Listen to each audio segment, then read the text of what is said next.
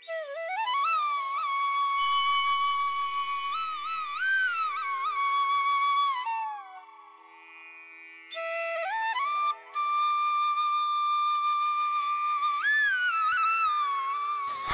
Friends, welcome back to my channel Nandini and Aprotim লাইফস্টাইলের নতুন আরেকটি ব্লগে আপনাদের সবাইকে ওয়েলকাম। সবাই কেমন আছেন? আশা করি সবাই খুব ভালো আছেন, আর আমিও খুব ভালো আছি।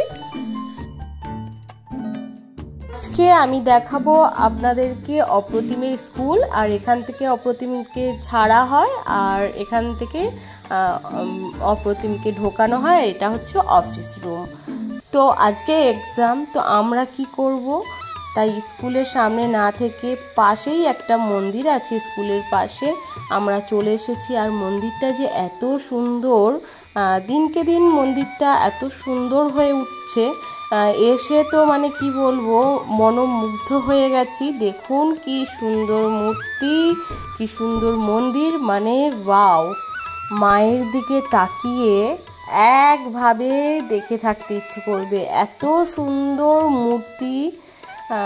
আর বাবা ভোলেনাথকেও কিন্তু দারুণ লাগছিল। দেখুন কত সুন্দর মন্দিরটাকে তৈরি করেছে। দেখুন মন্দিরটাও যেমন মানে মন্দিরের মতো, আর ভেতরে ভোলেনাথের যে পিকচারটা আছে ওটাও খুব সুন্দর। আর উপর দিয়ে চলে গেল এরোপ্লেন, তো সেটাও একটু ক্যাপচার করে নিলাম। আর এরকম ভিউটা আসছে দেখুন।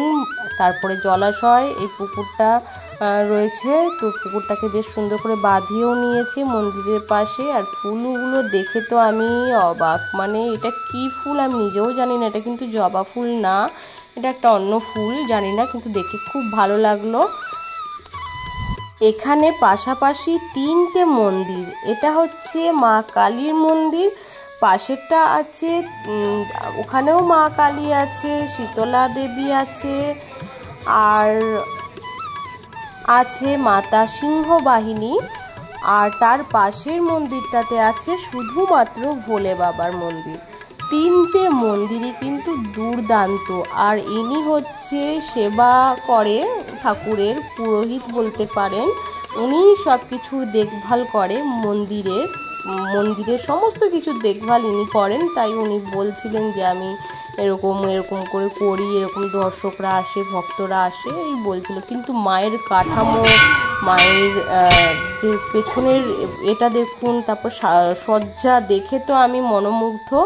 এবং তার পরের মন্দিরগুলো যখন দর্শন করতে যাই বন্ধুরা, এত সুন্দর মূর্তি, কি বলবো, এত সুন্দর মূর্তি আমি মানে কলকাতার মধ্যে খুব কম দেখেছি।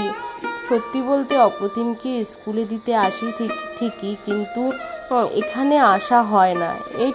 এই মন্দিরটা আগে অনেক ছোট ছিল, এখন এত সুন্দর মন্দিরটা করেছে, মানে কি বলবো। দেখুন মন্দিরের প্রতিমাগুলোকে দেখুন, ভীষণ অ্যাট্রাকটিভ, খুব সুন্দর। কোথা থেকে এনেছে জানি না। হ্যাঁ, তো প্রতিমাগুলোও যেমন সুন্দর, মন্দিরটাও তেমন সুন্দর। মানে মন্দিরের প্রশংসা কি বলবো, একবার এসে না দেখলে চোখ জুড়িয়ে যায়, জানেন তো। এসব মন্দির দেখে খুব পরিপাটি করা, পরিষ্কার পরিচ্ছন্ন। আর দেখুন ভোলে বাবার মন্দিরটাও দারুণ।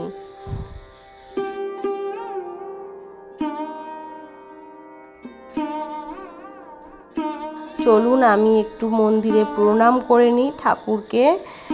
আমি তাই বললাম এক বন্ধুকে যে আমার একটু ভিডিওটা করে দাও।